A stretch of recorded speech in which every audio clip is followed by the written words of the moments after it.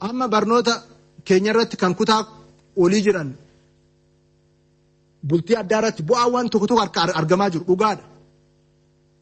Garuu dakaa waan hamaatu itti dhufaa jira. Amma warri isuma xixiqqaa argan kanaan kan warri wacan tokko tokko jiru. Galaana hamaa dakaa jallisnee itti fidaa jira.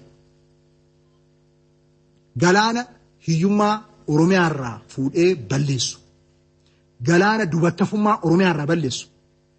Galaana badhaadhina hunda galeessa ta'e sadarkaa maatiitti Oromiyaa keessatti dhugoomsu. Galaana biizinasii fi investimentiin akka bal'atu godhu. Galaana ogummaa qabaatee ogummaa ga'umsa qabu horatee ogummaa saniin dhaloota sadarkaa olaanaatti ceesisu. Sanatu dakaa qophaa'aa jira.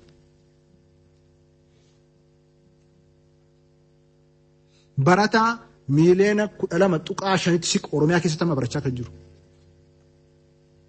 Jijjiiramni kun kana godhe. Barattoonni keenya kanaan qofa oduun taane immoo aadaa fi duudhaa isaaniitiin akka guddatan sirni barnootaa keessatti gadaan sirna barnootaa akka ta'u kan taasifame. Gadaa kan ittiin haasofnu kan ittiin dubbannu oduun taane kan ittiin jiraannu akka ta'u kan ittiin guddannu akka ta'u. Safuun Oromummaa Oromoo safuu akkanaa qaba jedhamee kan haasa'amu oduun taane daa'imman keenya kan ittiin guddatan akka ta'uuf safuun barnoonni safuu kutaa tokkorraa kaasee sirna barnootaa keenya keessatti qabamee kennamaa jira jechuudha.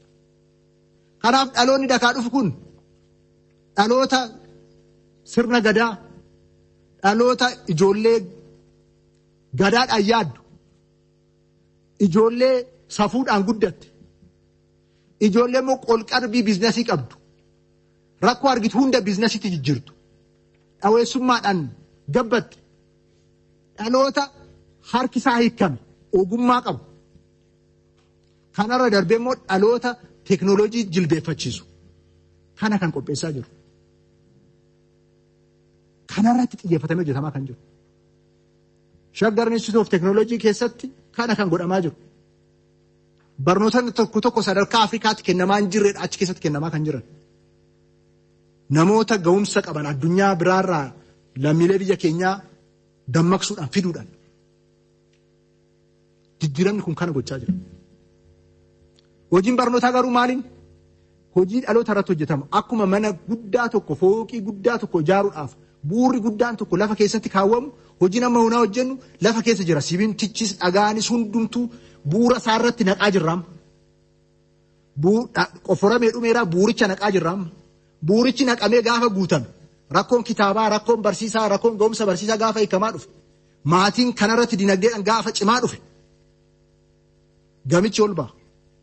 Gaafa ol ba'uu jalqabee bareedina isaa fi guddina isaa omtuu dhaabuu hin danda'u.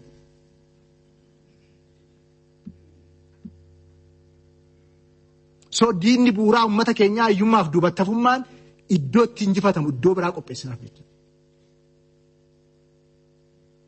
Jijjiiramni kun kana gochaa kan jiru. Manneen barnoota bu'uura boruu manneen barnoota oolmaa daa'immanii magaalota qofaaf murtooftee turte sanadha. Baadiyyaa Oromiyaa hunda keessa uummanni keenya ijaarsisee akka karaa qabatu kan godhe.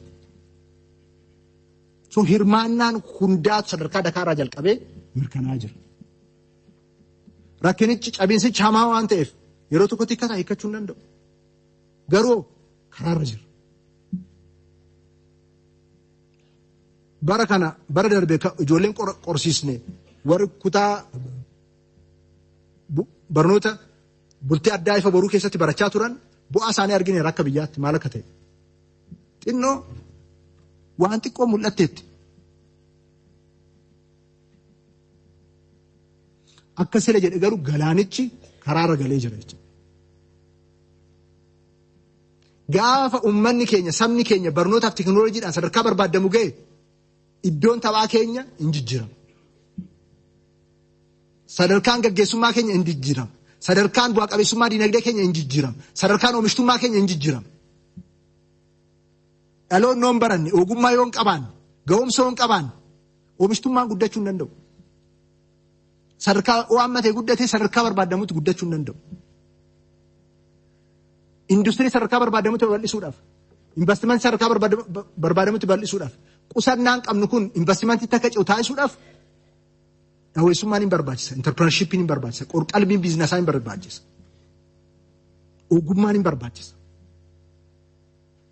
Qonnuma keenya ammayyeessuudhaaf ogummaa barbaada. Sadarkaa barbaadamutti tiraaktara hodhisuudhaaf, paampii fayyadamuudhaaf, jallisiitti gargaaramuudhaaf, oomishtummaa keenya dabaluudhaaf ogummaatu barbaachisa. So kanaaf bu'uura guddaadha kan kaamaa jiru.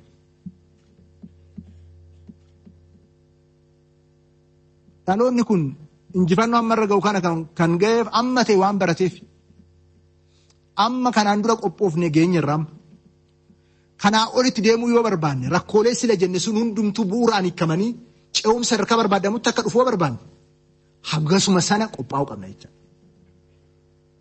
Kanaaf tokkoon maatii Oromoo, maatiin naannoo, jiraattonni naannoo keenya hundumtuu maatiin tokkoon isaa ijoollee isaa irratti waan barbaachisu hunda gadamee saadhaatti yeroo jirturraa kaasee sammuu isaanii akka gabbatu, akka dagaagu, erga mana barnootaatti galanii booda immoo barnoota idilee duraarraa jalqabee barnoota bu'uura boruu keessa akka isaan darban sadarkaatti barnoota isaaniif barbaachisu akka qabaatan gochuudhaan dhaloota qopheessuu irratti hojjechuu danda'u ture jiraatu. So jijjiiramni kun kana kan taasisaa jiru.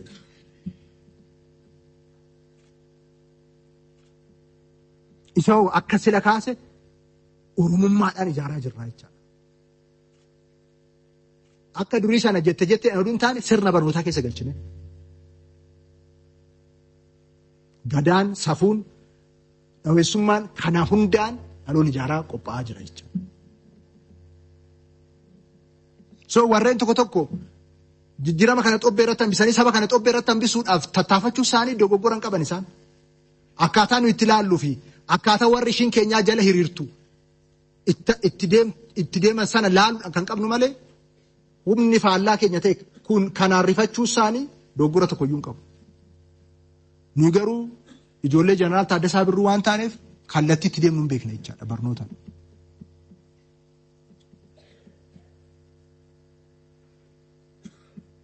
Bara dukkanaa sana karaan ifatti sabatti baasan barnoota akka ta'e abbootii nu bu'uureessan qabna jechaadha.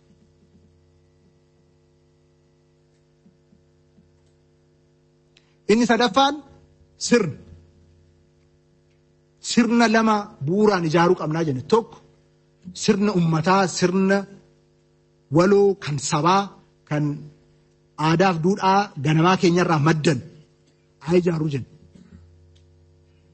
Kanaan ummanni keenya lafa gadaa dhaabbatu jenne. Manni murtii aadaa maal Oromiyaa keessatti akka gochaa jiru kabajamaa caffeen kun ifatti kaasaa ooltan. Qe'ee tokko Oromoo keessatti mul'achaa jira. Mana murtii idilee caala bu'a qabeessa ta'ee jira. Ummata keenyaaf dhugaa galchee jira. Ummanni keenya durumayyuu falaasama ittiin wal bulchu akka qabu qabatamaatti agarsiisee jira. Falaasama addunyaa biraarraa waraabnee finne sanaa ol akka ta'e qe'ee Oromoo keessatti mul'atee jira.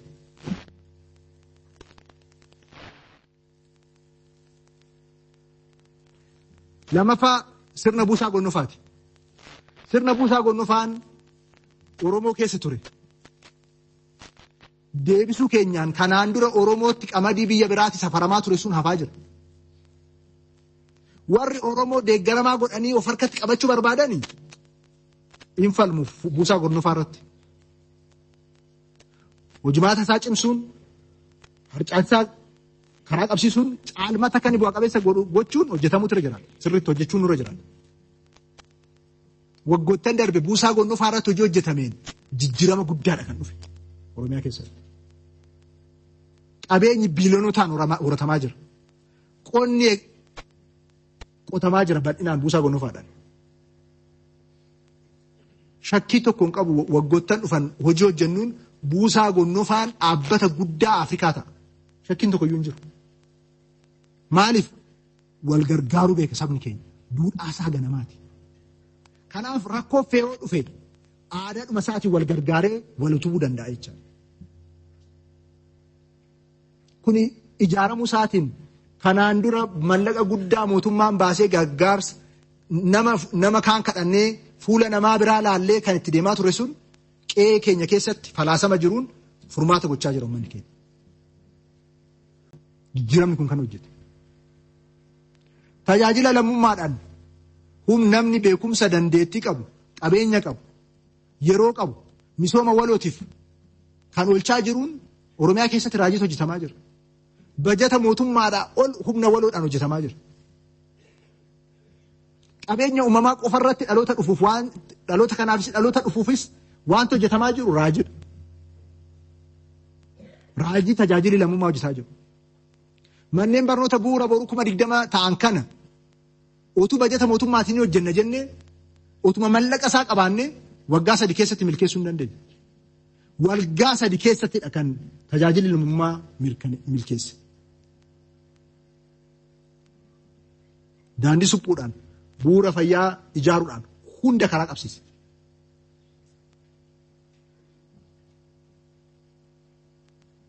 Gaachana sirnaatiin nageenya qe'ee keenya keessatti buusuu, uummanni keenya waliif akka dhaabbatu gochuu, wal akka tiksu gochuu, hojimaanni diriirfame nageenya Oromiyaa irratti jijjiirama olaanaa fide. Kana gochuudhaan duudhaa fi safuu saba keenya keessa jiru sana baafnee falaasama saba keenyarraa waraabamee hojimaatatti jijjiiramee wantoonni hojiitti galan kun sabni keenya ijaarama mootummaadhaa ala ijaarama biraa sirna biraa irratti hirkatu akka qabaatu godhamee jira jechuudha. Kana jijjiirama kana kan hojjete. Gama caasifama mootummaatiin gubbaarraa kaasee amma dakaatti ilaalamni kanaan dura to'achuu jiru sun akka jijjiiramu. Bu'aa qabeessummaan caasaa mootummaa dandeessisuu akka ta'u. To'achuu dhorkuu ilaalchi jedhaman sun akka hafan. Uummata keenya aangoomsuun yaadamaa fi duudhaa akka ta'u gochuudhaaf hojii bal'aadha kan hojjetan. Caasaan mootummaa sadarkaa gandaatti akka gadi bu'u. Mootummaan gandarratti akka ijaaramu. Kan itti taasifame. Ganda 7,343 Oromiyaa keessatti mootummaa mataa isaa akka qabaatu taasifame. Hoggansi gandaa ergama kana fudhatee gandatti bobba'e. Hojii seena qabeessa kan hojjetame. Mootummaa uummata keenyarraa fagaatee uummata keenya to'achaa ture sana bobaa uummataa keessatti galchinee uummata kan gargaaru, uummata kan dandeessisu akka ta'u taasifame.